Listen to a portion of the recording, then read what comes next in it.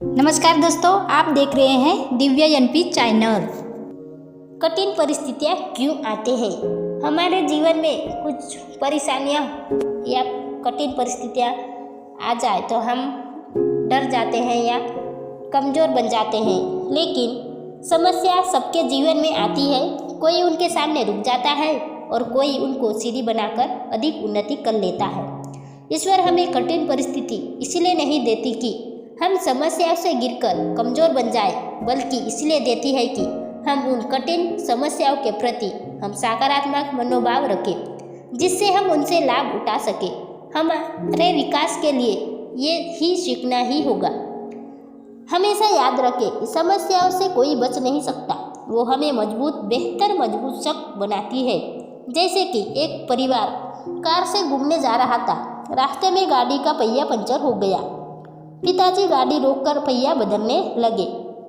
परिवार का छोटा बच्चा परेशान हो गया और कहने लगा कि पिताजी, हमारे साथ ही ऐसा क्यों हुआ? पिताजी ने समझाया, ये जीवन की वास्तविकता है। परेशानियां जीवन में आती ही रहती है, हमको इसका सामना करना पड़ेगा। ये टेलीविज़न की चैनल की तरह नहीं है कि बदल दिया जाए। अंत बाधाएं, कठिनाइयाँ, चुनौतियाँ तो जीवन में आएगी ही, जिनका डटकर मुकाबला करना होगा। जैसे एक कवि ने कहा है, न कभी हवाएं रुकेंगी, न कभी बुझेंगी चिराग, चलते रहो ये तमाशा रात भर का है। समस्याओं से घबराना नहीं है, बल्कि इनका सामना करने से व्यक्ति योग्य बनता है। जब तक लोहे को तपती हुई आग में न डालेंगे, तब तक उससे बढ़िया स्टील नहीं बनता है। शांत समुद्र में जहाज चलाने से नाविक निपुण नहीं बन सकता। अपनी कल्प का विकास करने के लिए उग्र समुद्र में नौका चलानी होगी। हमारे सामने बाधाएं इसलिए नहीं आती कि हम उस परेशान को, बल्कि इसलिए आती है कि उसका सामना करके हम अपनी शारीरिक शक्ति, मानसिक शक्ति, बौद्धिक शक्ति व आध्यात्मिक शक्ति का विकास करें। ये भगवान का तरीका है, जिससे हम आगे की आध्यात्मिक उड़ान में सफलता प्राप्त कर सके।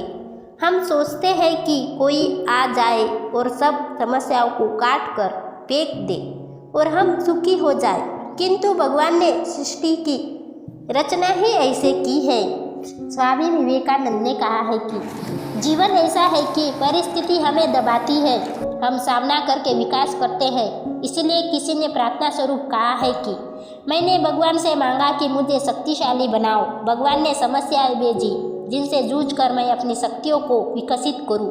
मैंने भगवान से मांगा, मुझे बुद्धिमान बनाओ। उन्होंने समस्याओं में इतना ऊर्जा दिया कि उनको उलझाकर मेरी बुद्धि का विकास हो। मैंने भगवान से मांगा, मुझे शूरवीर बहादुर बनाओ। भगवान ने खतरे भेजे, जिनसे पार होकर मैं शौर्य को प्राप्त करूं। मैंने भगवान से प्रेम मांगा। भगवान ने पीड़ित व्यक्तियों को भेजा, जिनकी सेवा करने से हृदय में प्रेम बढ़े। यह विपरीत परिस्थितियों में विकास का तरीका है। यदि ऐसा भाव हम रखेंगे तो जिस भी प्रकार की विपरीत परिस्थिति हो, हम इसका भली प्रकार से सामना कर के बहुत अधिक लाभ पाएंगे। हमें विपरीत परिस्थितियों में परेशान नहीं होना है।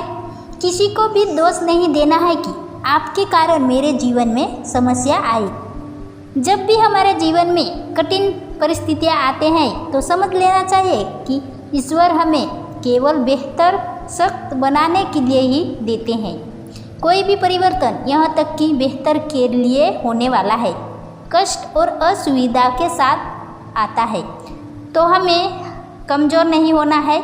ईश्वर को धन्यवाद देते हुए उन समस्याओं को सत्य के साथ सामना करना चाहिए।